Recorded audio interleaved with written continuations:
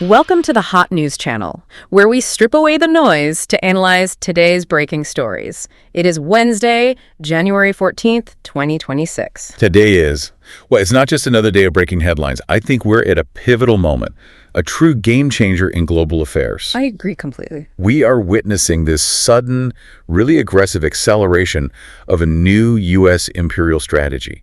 It's one that is overtly military and openly hostile toward the established norms, both internationally and this is key, domestically. That's absolutely right. I mean, look at the map. We are simultaneously poised for what looks like major military action in the Middle East, with hard indicators pointing directly at Iran. And at the same time, we're solidifying an openly imperial foreign policy right in our backyard in Latin America, following that dramatic intervention in Venezuela. And crucially, these foreign policy excursions, they're being mirrored by a kind of institutional dismantling here at home. Exactly. Federal agencies are adopting these unprecedented, almost militarized tactics. And the most sacred institution of our economic stability, the Federal Reserve, is under direct political assault. It's unbelievable. So what we're really watching when you connect the dots is the swift dismantling of the post-World War II global order. Dictated by a handful of powerful figures who, it seems, view international law and domestic checks as just obstacles to be removed. And for you listening to this, the consequences are immediate. We're not talking about abstract foreign policy here. This is about the spiraling global price of oil, and it's about the alarming erosion of your civil liberties right on the street. So our mission in this deep dive is to focus really rigorously on the confluence of these events.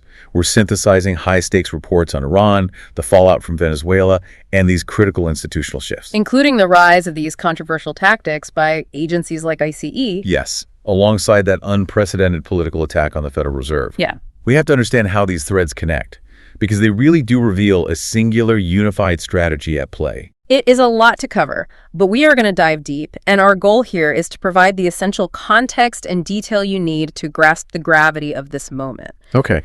So let's jump straight into the crisis that's unfolding right now in the Middle East. We've titled this segment 1, Code Red for Tehran. Let's do it. Let's start with the hard military indicators. I mean, this isn't speculation. These are factual movements of personnel and assets that signal an operation is imminent. Absolutely. Just hours ago, Stanislav Kopivnik, a former U.S. Army officer, reported on some significant activity using open-source flight tracking data. And what Kopivnik found was, well, it was undeniable. If you were on Flight Radar 24, the most tracked flights in the world were 6 U.S. Air Force KC-135 refueling tankers. 6 of them. 6.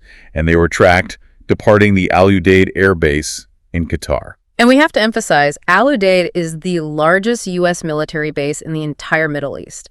It houses the most crucial assets. So why does that number 6, why does that matter so much? It's the concrete operational signal. Look, if you're launching 1 or 2 tankers, that could be a drill, a routine flight. But when you launch 6 refueling tankers simultaneously, you're projecting power. You're projecting air power over extremely long distances.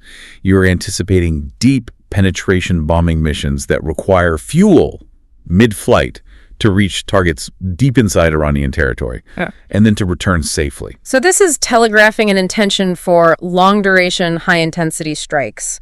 We're not talking about minor skirmishes or limited engagements here. Not at all. This is the logistical architecture for a major air campaign. And then you compound this technical signal with the movement of personnel. Right. We have confirmed reports that the U.S. military was rapidly evacuating certain non-essential personnel from Al Udeid.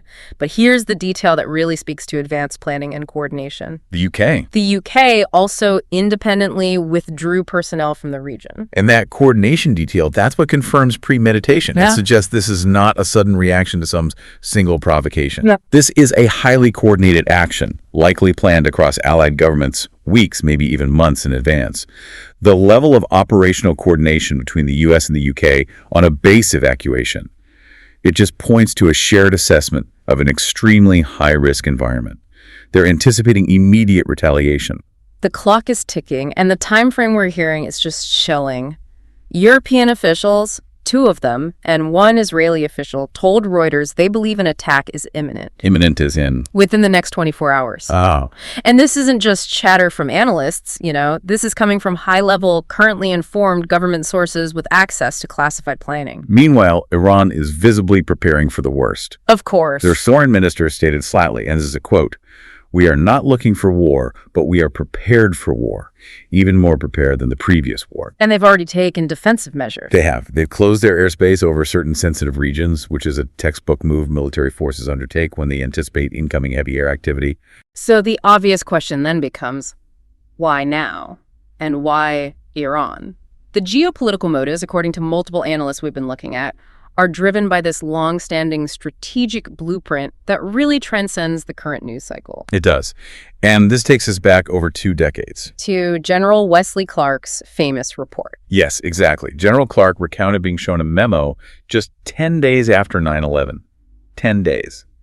And it detailed a strategic plan to fundamentally reshape the Middle East. The plan aimed to take out 7 countries in 5 years. He explicitly named them: Iraq, Syria, Lebanon, Libya, Somalia, Sudan, and as the final objective, finishing off Iran. So that memo, written over 20 years ago, established the long-term strategic priority. It's no surprise that Max Blumenthal characterized Iran as the final target on the target board. Right, and he's suggesting this isn't really about specific nuclear agreements or immediate provocations.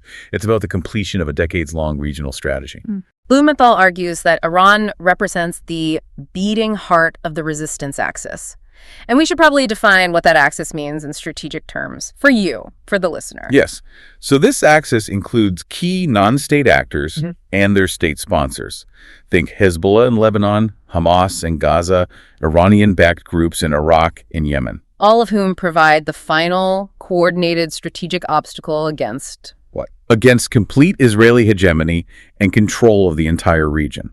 The logic from that perspective is that you cannot fully secure total regional dominance or control without neutralizing Tehran. It's Tehran that's the principal funder and coordinator of these groups. And the recent internal unrest in Iran, that's provided the perfect pretext for these interventionist elements. The perfect cover. But we have to be extremely critical of the narrative that's shaping this intervention. The claims of huge death tolls being spread by Western media to justify all of this. We have to scrutinize where that data is actually coming from. And that sourcing is, well, it's highly compromised. Yeah. Michael Tracy did the deep dive into this, and he found that the overwhelming majority of these casualty and death toll reports are sourced to a single organization.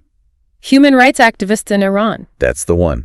And the critical fact, according to Tracy's research, is that this NGO is based in Fairfax, Virginia, and it's overwhelmingly funded by the U.S. government. So let's just pause on that for a second. We have a situation where the primary data point justifying a massive military intervention, the widespread suffering and death, is being disseminated by an organization that is financially dependent on the government that would be executing that very intervention. It's a closed loop. Why isn't the Western media facing more scrutiny for just repeating those numbers without disclosing that very clear financial connection? Because the narrative is necessary, isn't it?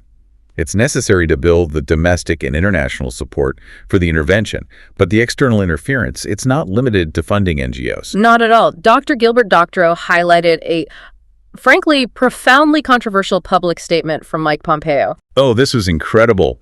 Pompeo congratulated, and I'm quoting here, Iranians in the streets and Mossad agents walking alongside them. That statement coming from a former Secretary of State, that essentially serves as a confirmation that foreign intelligence, in this case, Israeli intelligence, is actively involved on the ground. Directing, maybe even arming elements of the rioters. It's an open admission. And we have Israeli media confirming this interference. George Galloway pointed out that Channel 14 of the Israeli regime actually admitted that rioters are being armed from governments abroad. So the picture is pretty clear when you put it all together. This internal strife is not a purely organic, spontaneous democratic uprising. No, it's being aggressively exploited and weaponized by foreign powers who are seeking regime change. Right. So let's pivot to the kinetic consequences. If the U.S. proceeds with a strike in the next 24 hours, what does Iran's actual military capability look like, based on the expert analysis? Laith Marouf provided a really sobering assessment by looking back at the 12-day war. And Marouf argued that the previous conflict demonstrated that Iran's existing missile and drone capabilities were sufficient to destroy what he terms the Zionist colony, That's the specific language he uses, if there were no overwhelming intervention from external forces. And he stresses that Iran's current capabilities are exponentially greater than they were then. Exponentially. And crucially, as Maruf noted, this time Iran plans to multiply the number of missiles and drones used from day one. Which suggests a saturation strategy, right? Intended to overwhelm Israeli and U.S. air defenses immediately. Exactly. And Maruf believes the consensus among serious military analysts is that the U.S. must intervene with massive air power if it wants to save the Zionist colonies. And this would necessitate bringing in heavy assets like the B-1 and B-52 stealth bombers. The exact kind of platforms that would require the 6 refueling tankers we saw departing from Al Udeid. It all connects. But the immediate and perhaps most devastating blowback for the U.S. consumer, for you, would be economic. Scott Ritter analyzed this. What is the guaranteed Iranian countermove? To shut down the Straits of Hormuz. No question. This strait is the world's most critical choke point for global oil supply. It's responsible for transporting about 1/5 of the world's daily consumption. 1/5.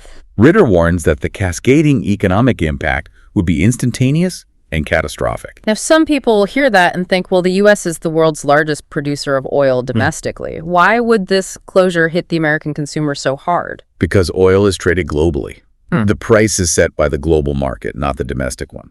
Shutting down 20% of the world's supply through Hormuz would cause the global price of crude oil to immediately, violently skyrocket. And that increase just cascades through every single layer of the economy. Every layer. Higher prices for gasoline, obviously, but then shipping, manufacturing, and ultimately higher prices for everything you buy here in the U.S. This war would not be geographically isolated. Its economic fallout is designed to be a direct weapon against the economies of the intervening nations. This volatility brings us back to the broader geopolitical context. Trita Parsi offered a fascinating perspective on Iran's role as a regional buffer state. Parsi explained that Iran acts as this crucial strategic buffer between what he calls an increasingly aggressive Israel and a developing Sunni axis, the Turkey-Saudi-Pakistan alliance. And while this alliance may be ideologically opposed to the Islamic Republic, Parsi notes that these nations are actually pushing against a U.S. confrontation. Which sounds counterintuitive, but it makes perfect sense when you think about it. Why? Why would they do that? Because a completely weakened Iran, or even worse, a pro-Israeli puppet regime installed by the U.S., would severely harm their own geopolitical positioning. It would dramatically empower their competitors and destabilize their borders with chaos and massive refugee flows. So Iran's current regime, however flawed, provides a degree of predictable regional equilibrium. An equilibrium that its neighbors do not want shattered by a U.S.-led invasion. The question of succession is therefore extremely delicate. The closest opposition figure, analyzed by Seyed Mohammad Marandi and Trita Parsi, is Reza Pahlavi, the son of the Shah. Right. But Parsi found it very unlikely that Pahlavi would either return or succeed. Why is he discounted? Despite his historical connections, he's a known figure. Parsi notes that there are simply no indications that the current security establishment would be loyal to him. The apparatus of the state, the Revolutionary Guard, the military, the intelligence services, is far more likely to support a transition from within the current power structure if change becomes necessary. So the expert consensus is that a takeover from within the state, maybe a reformation by elements of the current regime, is the more likely internal event. Which might avert a total collapse and a refugee crisis, but it would also significantly set back the long-standing 120-year cause of Iranian democracy. Which external shocks and wars always seem to crush. Always. And on the diplomatic front, the cynicism regarding past negotiations is just striking. Iranian Deputy Foreign Minister Saeed Khatibzadeh asserted that they have all the evidences that negotiations with the U.S. were merely a theater. He confirmed that, from their perspective, Washington was already planning this coordinated aggression for months. He even noted that the White House has been preparing for this moment for 22 years. Since General Clark saw that memo. Exactly. For Tehran, the perception is that diplomacy was never genuine. It was simply a tactical delay necessary for external forces to put all the pieces into place for the orchestrated aggression we are seeing today. And this orchestrated aggression is heavily fueled by non-military means, specifically financial warfare. Sean Fu detailed the catastrophic economic crisis that's been driven by U.S. sanctions. The Iranian rial has been completely decimated by sanctions and instability. Fu noted the currency plummeted from 500,000 per dollar to an astronomical 1.5 million per dollar. In just 2 years. In just 2 years. I mean, you have to try and imagine that level of currency collapse. And the immediate consequences of that collapse are borne by the populace, of course. Absolutely. The year 2025 alone saw a staggering 45% collapse in the rial's value. This kind of hyperinflation drives mass protests because imports, which account for about a third of Iran's GDP, become ruinously expensive overnight. And this severe economic strain is precisely the destabilizing element that foreign powers are leveraging, turning economic hardship into political unrest. And the U.S. is doubling down on this economic pressure. It's not just targeting Iran anymore, but targeting anyone who trades with Iran. This move has huge geopolitical ramifications. They're imposing new secondary sanctions. Yeah, and these sanctions threaten a colossal 25% tariff on any country anywhere in the world that does business with Iran. It is a direct ultimatum forcing nations to choose: trade with Tehran or trade with the U.S. And Sean Fu argues this is fundamentally a strategic challenge aimed directly at China. It is. And it risks collapsing America's own key strategic objective, the chip war. How does threatening trade with Iran undermine the U.S. position against China on technology? Well, China is a massive importer of Iranian oil. They often buy at discounted rates, bypassing earlier sanctions. If the U.S. imposes a 25% tariff penalty, it forces China to either absorb massive economic costs or pull out of the Iranian market entirely. And the risk here? The risk is that China might retaliate by severely restricting the export of rare earth minerals or essential components needed for the high-end semiconductor supply chain, the very supply chain the U.S. relies on to fight its chip war. So the administration is willing to risk a strategic escalation with China for the immediate objective of financially strangling Iran. It seems so. What's fascinating here is how these moves against Iran tie into the broader geopolitical goal of resetting the global economic advantage, a point noted by Alex Craner. Right. Craner points out that this push is fundamentally about controlling trade routes and the flow of global resources. The U.S. is trying to disrupt competing trade corridors, particularly the increasingly important north-south transport corridor that's currently being developed by the Russians, Indians, and Iranians. And why is that specific corridor so threatening to Western economic power? Because it bypasses the traditional British-controlled choke points, most famously the Suez Canal. Right. By providing a secure, sanctions-free alternative for east-west trade that avoids these historic maritime control points, the corridor fundamentally undercuts U.S. and U.K. maritime power projection and their economic influence over Eurasia. Right. So this war, in a way, is about securing that old hegemony and shutting down any and all economic alternatives.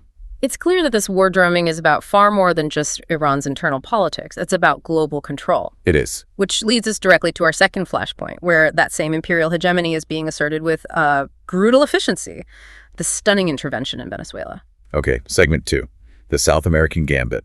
Moving south, we have the shocking news that was immediately declared mission accomplished. Immediately. U.S. Special Forces executed the kidnapping or arrest of President Nicolas Maduro and Celia Flores. Anthony Aguilar, the Green Beret whistleblower, reported on the details of this stunning operation.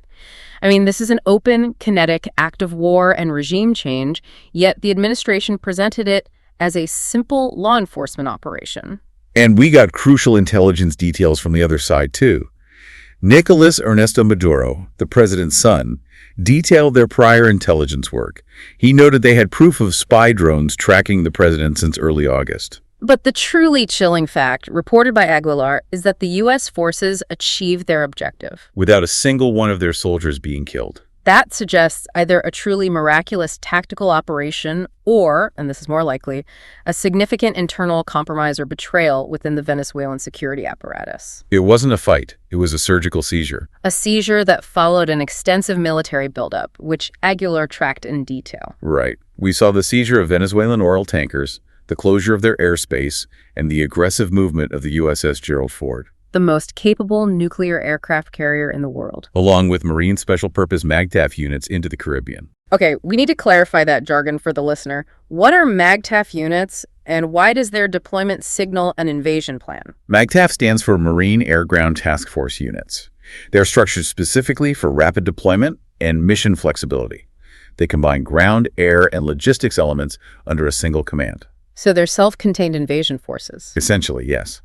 Their presence in the Caribbean, positioned right near Venezuela, confirms this was not a mere threat or a show of force.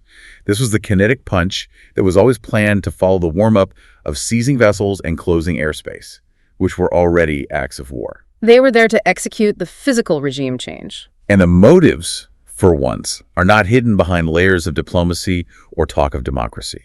They are stated candidly, and that is what makes this new imperialism so alarming. Thomas Massie quoted Trump's stunning transparency on the motive. It's a definitive quote.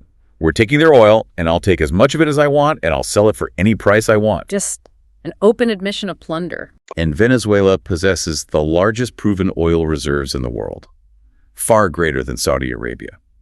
The goal is open plunder, not democracy building or counterterrorism. Max Blumenthal echoed this, noting that the immediate goal is to plunder the oil on behalf of a small circle of business cronies. He even suggested that the money derived from this oil theft would be channeled into an offshore account outside the U.S. Treasury, effectively creating a slush fund to potentially finance black operations for what he termed Trump Incorporated. And the beneficiaries were just waiting in the wings. They were ready to go. Anthony Aguilar reported that oil executives told him directly, quote, "We are ready, we're going in, we're going to extract, we're going to make billions." The speed and openness of the operations suggest these agreements were already formalized. And furthermore, this policy serves specific political donor interests. Thomas Massie and Max Blumenthal pointed directly to the connection with Paul Singer. Paul Singer, the head of Elliott Capital Management, a top donor to the administration. He bought the troubled asset, CITGO, which was the U.S.-based subsidiary of Venezuela's state oil company, PDVSA. So the U.S. policy surrounding Venezuela, including the recognition of opposition figures, was specifically designed to strip Venezuela of its assets like CITGO. It ultimately benefited major donors like Singer by allowing them to acquire highly valuable assets that were essentially stolen from the Venezuelan people via legal maneuvering, all backed by U.S. political power. So this foreign policy action was basically just highly sophisticated debt collection for a political donor. That's one way to put it. And this action sets a dangerous precedent for the entire region. Anthony Aguilar predicts that Venezuela was just viewed as an easy target and that this extraction-driven imperialism won't stop there. He specifically named Guyana and Colombia as next to fall. Right. Guyana has even more readily accessible oil reserves off its coast. And Colombia offers an excuse to solidify U.S. military presence under the guise of stabilizing the region. It allows the U.S. to grab those vital natural resources, continuing this wave of extraction-driven imperialism right up through Central America. And we cannot discuss this specific invasion without discussing its chief architect, Senator Marco Rubio.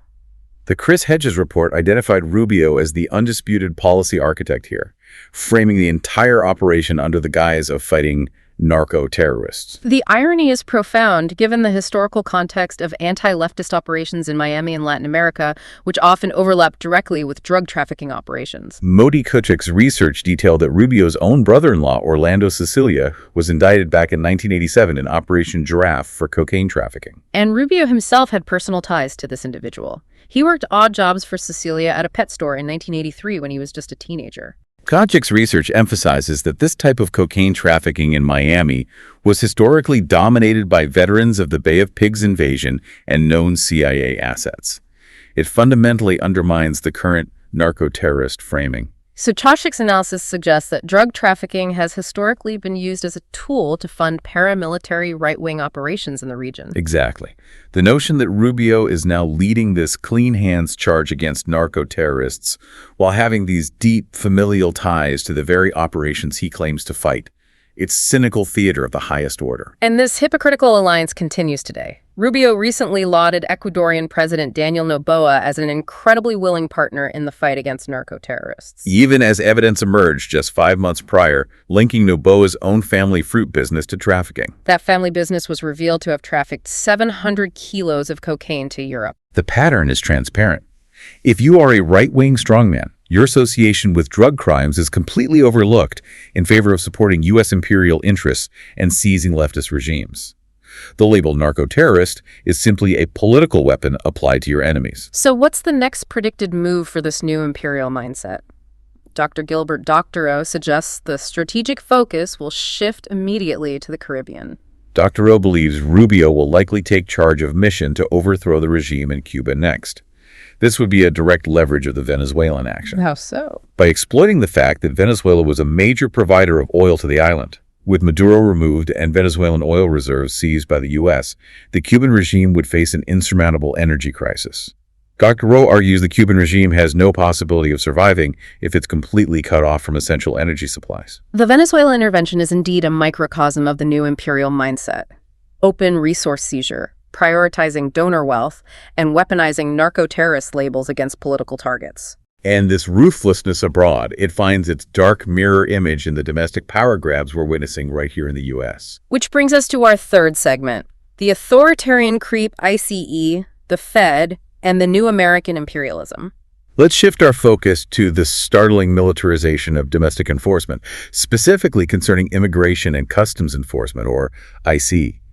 Joe Rogan's public criticism calling ICE the Gestapo, that highlights a critical shift in public perception. And the political response to this is so telling.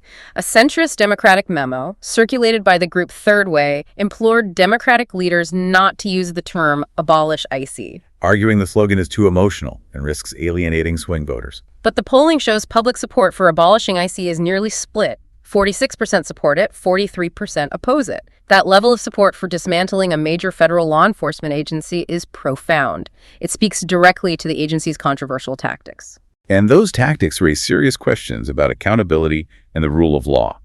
Reports indicate that ICE agents are routinely masked, actively refusing to give names or badge numbers when interacting with the public.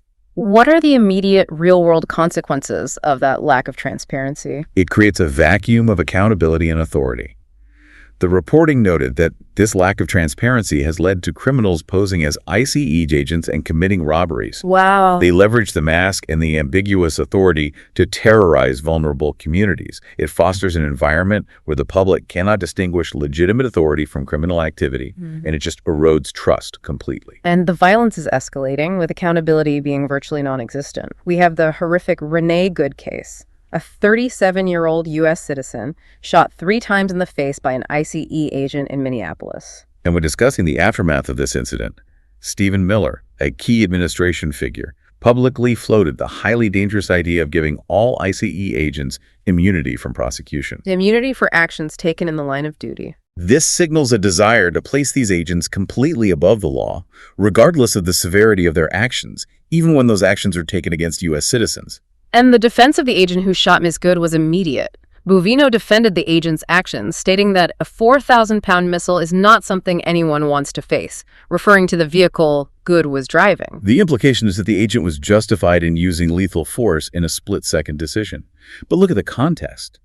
Shooting a U.S. citizen in the face 3 times, followed by key administration figures pushing for immunity, it demonstrates a profound culture of justifying extreme lethal force. And this culture is further exacerbated by concerns over the quality and training of the agents themselves. Right. Reports indicated that many agents were described as high school dropout goons who took a 1-day course and were previously involved in backyard wrestling. It's absurd. And Anthony Aguilar noted the profound disconnect here.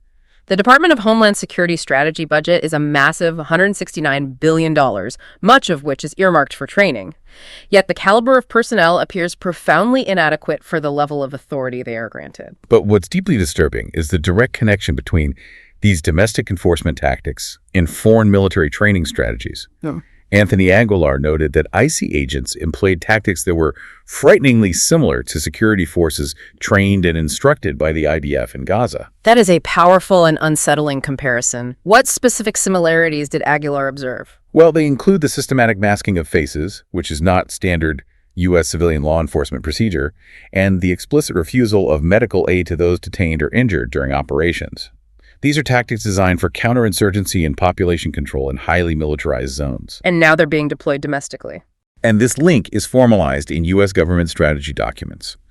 Aguilar found that the Department of Homeland Security strategy explicitly outlines continued funding to Israel to host and train 3-letter agencies: Border Patrol, ICE, other DHS staff. Specifically in data collection and proprietary technology like Palantir systems. And Aguilar emphasized a critical point here. This training is explicitly targeted against U.S. citizens and populations within U.S. borders, not foreign threats overseas. The systems and tactics being imported are fundamentally about surveillance, control, and population management within a state of low-level internal conflict. That is the definition of the authoritarian creep. And this authoritarian mindset is not confined to street enforcement. It has now reached the very foundation of U.S. economic stability, the Federal Reserve. Fed Chair Jerome Powell issued a very serious warning that has largely been overshadowed by these foreign wars. The Department of Justice served the Federal Reserve with grand jury subpoenas. The threat here is unprecedented. Criminal indictment for refusing to submit to White House pressure to lower interest rates ahead of an election cycle. It's an attempt to weaponize the criminal justice system to achieve monetary policy goals. To understand the gravity of this, we need to quickly recap why Fed independence is historically so sacrosanct. Well, the independence of the Federal Reserve is a pillar of the global financial system. By keeping the Fed independent of short-term political demands, it can make difficult, unpopular decisions, like raising interest rates to fight inflation without fear of political reprisal. Once it succumbs to political pressure, it loses all credibility. Its decisions are viewed as serving partisan interests, not economic stability. And what are the risks if the Fed's independence is lost, according to economic analysts? Even those connected to the administration acknowledge the danger. Kevin Hassett, a Trump contender to replace Powell, has openly warned that losing Fed independence is a recipe for inflation and economic misery. So the short-term gain for the administration boosting asset prices and short-term growth with low rates comes at a devastating long-term cost. The cost of hyperinflation and economic instability for the American populace. It's a fundamental attack on the nation's economic structure. And this attempt to politically coerce the Fed fits perfectly with the administration's stated view of its own power. Tony Ducupil of CBS News asked the simple but profound question, what limits the president's power in the U.S.? And the answer was chillingly clear. The president explicitly stated his morality is the only true limit on his power. He added that the Constitution and the courts go without saying, which implies they are secondary or perhaps even irrelevant to his personal actions. This is the definitive statement of an authoritarian mindset. The only check on power is the leader's own perceived moral high ground, which is subjective and unpredictable, rather than the objective constraints of the rule of law or constitutional checks and balances. When the Constitution becomes an afterthought, every institutional safeguard is vulnerable. And this mindset extends to the aggressive dismantling of the post-WWII global order. Something Marco Rubio had announced a year ago was the precise mission. Let's look at the sheer audacity of this dismantling, starting with Professor John Mearsheimer's analysis of the move regarding Greenland. This one is just incredible. Mearsheimer highlighted a shocking geopolitical maneuver. The U.S. is going to take Greenland. And he confirmed that there is an active bill on the House floor right now to annex Greenland, ostensibly for its strategic location and resource wealth. Greenland is currently an autonomous territory within the Kingdom of Denmark. This isn't a non-state actor or a hostile territory. This is a NATO ally. Exactly. Mearsheimer reported that the leader of Denmark explicitly stated that a U.S. military takeover or annexation of Greenland would be the end of NATO, because it would be one NATO country, the U.S., essentially attacking and seizing territory from another NATO country, Denmark. It shatters the very foundation of the alliance structure that has governed Western security for 75 years. This move, driven by the desire for resource extraction minerals and oil, as noted by Colonel Douglas Macgregor, demonstrates a total disregard for alliance integrity. Furthermore, these isolationist policies are rapidly escalating. Chris Norland detailed the administration's plan to block visa processing from 75 countries.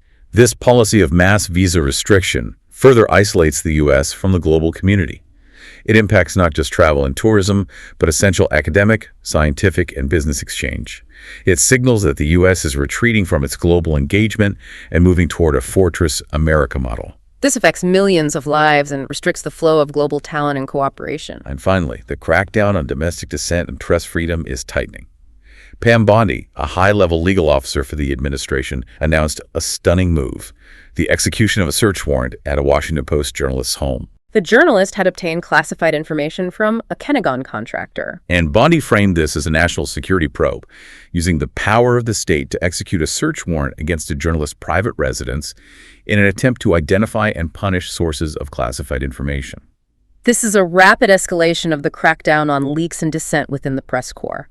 It's designed to instill fear and limit the ability of the press to hold the government accountable. It seems like all these disparate threads, The war drumming in Iran, the physical invasion and plunder of Venezuela, the terrorizing of citizens by a militarized ICE, the assault on the Fed, the bizarre threats against allies like Denmark, they are not random. No, they are pieces of a single, unified, profoundly high-risk strategy. They are absolutely interwoven. Our synthesis of the sources leads to one unavoidable and alarming conclusion. The current U.S. administration is pursuing a high-risk, openly imperial strategy that views international law and domestic institutional independence as entirely negotiable, or secondary to its goals of wealth extraction and security for specific political allies. The conflicts in Iran and Venezuela, they aren't isolated foreign adventures. They are part of a singular mission of wealth extraction aimed at securing the financial interests of U.S. allies, specifically Israel, and major campaign donors like Paul Singer. And the costs, whether measured in potential U.S. casualties, global economic catastrophe from rising oil prices, or the erosion of democratic norms, appear to be completely irrelevant to the architects of this policy. So the one thing the listener must remember for the rest of the week is this. Every major foreign policy and institutional move right now is driven by the desire for wealth extraction and the perceived security interests of a narrow band of U.S. power brokers. Regardless of the potential for global or domestic catastrophe, when asked about checks on his power, the president's response, that his morality is the only stated limit, is the greatest systemic danger we face in 2026. This means the rules-based order, however flawed it was, is shattered. We are entering a phase dictated by impulse and personal gain. That is the new reality. If you found this analysis valuable, hit the plus or follow button on your podcast app and give us a like. Subscribe to the Hot News channel for more deep dives. Until we meet again. Goodbye.